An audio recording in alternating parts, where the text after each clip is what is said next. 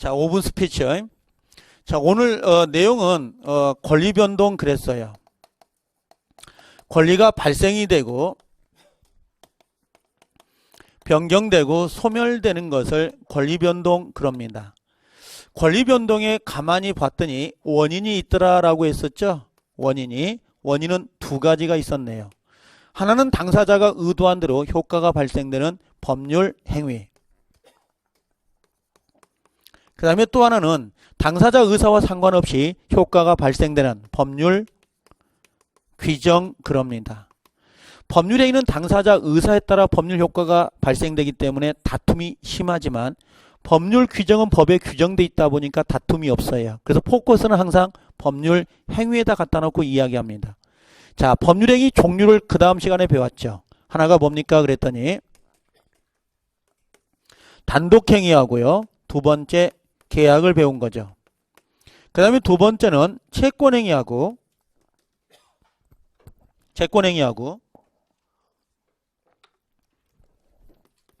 그 다음에 물권행위다라고 했었죠.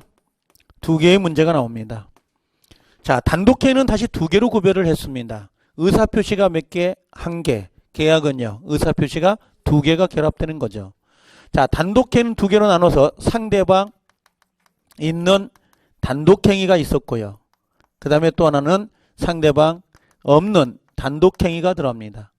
그럼 상대방 없는 있는과 없는의 차이점이 뭡니까 그랬더니 상대방 있는 것은 도달이죠. 도달이 되어야만 효과가 발생되는 걸 의미하고 상대방 없는 건 도달할 필요가 있다 없다? 없습니다. 가장 대표적인 게 유언, 그 다음에 유증, 그 다음에 소유권의 포기, 그 다음에 재단법인 설립하고 네 가지가 들어옵니다. 기본 교과서를 받으면 나중에 나와요.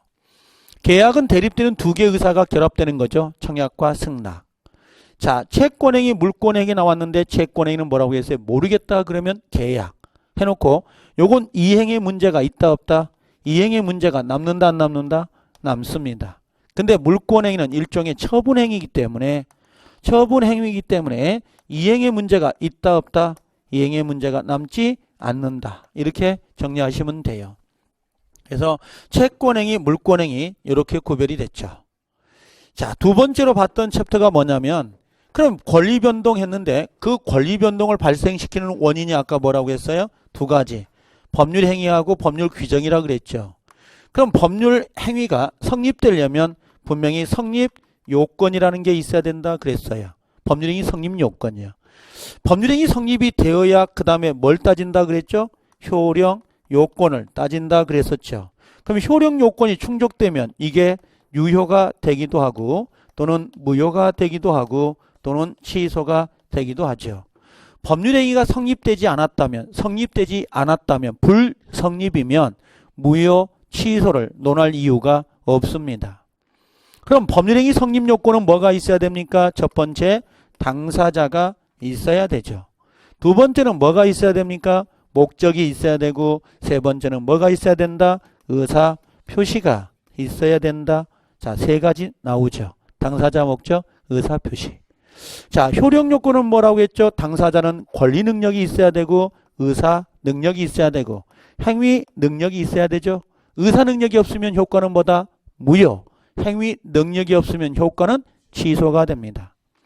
목적은 어떻게 돼야 된다? 확정, 가능, 적법해야 되고 사회적 타당성을 갖고 있어야 되죠. 의사와 표시는 어떻게 된다 그랬죠? 의사와 표시는 일치하여야 됩니다. 의사와 표시는. 자, 여기까지 보고 우리는 뭘 배웠냐면 이렇게 목적을 빼가지고 나왔죠. 목적하고요. 자, 목적이 어떤 거였습니까? 라고 갔더니 목적은 뭐가 있어야 된다? 확정돼 있어야 된다. 두 번째 가능, 세 번째 적법, 네 번째는 뭐다? 사회적 타당성 하고 나왔죠. 자, 확정은 언제까지 확정할 수 있어야 되죠? 이행기 계약 성립 시 이행기까지입니다. 이행기까지 확정할 수 있으면 가능합니다. 잔금 칠할 때까지. 자, 가능해야 된다. 가능은 뭐라고 했어요? 실현 가능성이죠. 실현 가능성, 가능성의 반대가 뭐다? 반대가 불능이라고 했죠. 불능은 두 종류로 나눴었죠. 하나가 뭐였어요? 원시적 불능. 자, 원시적 불능은 이미 불가능한 거죠. 효과는 유효, 무효? 무효. 상당히 중요합니다. 무효 그랬어요. 그 다음에 후발적 불능은 뭐라고요? 이행할 때, 계약을 성립할 때는 가능했지만 이행기 사이에서 불가능하게 되는 거죠. 그때는 유효, 무효?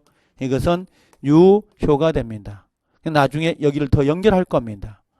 두 번째, 적법이다 그랬는데, 자, 적법은 두 개로 구별해가지고 하나가 강행규정 했었죠. 강행규정. 두 번째는 뭐가 있었다? 의무규정. 두 개로 구별할 수 있죠. 그럼 강행규정은 당사자 배제 특약이 돼야 안 돼요? 배제 특약이 된다 안 된다? 특약이 안 된다. 반대로 의무규정은 배제 특약이 돼야 안 돼요? 된다 그랬었죠. 자, 강행규정 안에 다시 두 개로 구별해가지고 뭐가 있었죠? 하나가 효력규정. 자, 효력규정을 위반하면 그 규정은 유효, 무효? 무효가 되고, 단속규정을 위반하면 유효, 무효? 유효는 되지만 처벌은 받는다 안 받는다? 처벌은 받습니다.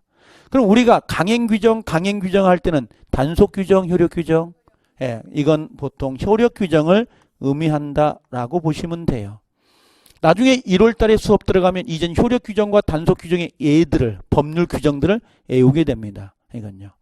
입문과정은 이 정도까지만. 자, 사회적 타당성은 분명히 있어야 된다 그랬죠. 자, 사회적 타당성, 이게 몇 조라고요? 103조. 선량한 풍속 기타 사회질서에 위반되면 이걸 뭐라고? 선풍기. 선풍기에 위반이 됐죠? 위반이 되면 그 효과는 유효, 무효? 예, 무효가 됩니다. 근데 일반적 무효는 뭐라고 했어요? 이행 전이면 이행할 필요가 없고, 이행 후에는 부당 이득으로 반환해 줘야 되죠? 근데 이 103조에 위반된 행위는 뭐가 적용된다? 746조 불법 원인 급여가 적용된다 그랬죠? 예, 이건 반환 청구할 수 있다 없다? 예, 쌍방이 모두 양쪽 모두 다 반환 청구가 돼야 한대요. 반환 청구할 수 없다. 이렇게 정리하시면 되죠. 여기서 가장 문제가 됐던 건 이중매매가 나왔던 거죠. 이중으로 팔아먹는 거. 자, 이중매매는 원칙은 뭐라고요? 유효. 예외는 뭐라고요? 제2 매수자가 권유했거나 그리고 요청했다면, 즉 적극적 배임에 가담했다면 그 법률행위는 유효다, 무효다? 무효다 하고 들어가는 거까지 정리를 했습니다. 그러니까 오늘 내용은 여기까지라고 보시면 돼요. 그래서 요걸 뭡니까? 반복해서 머릿속에 맹맹맹 돌도록 하시면 됩니다. 아셨죠? 집에 가서 푹 쉬시고요. 오늘은요. 자, 그래서 오늘 여기까지 합니다. 고생들 하셨어요. 수고하셨습니다.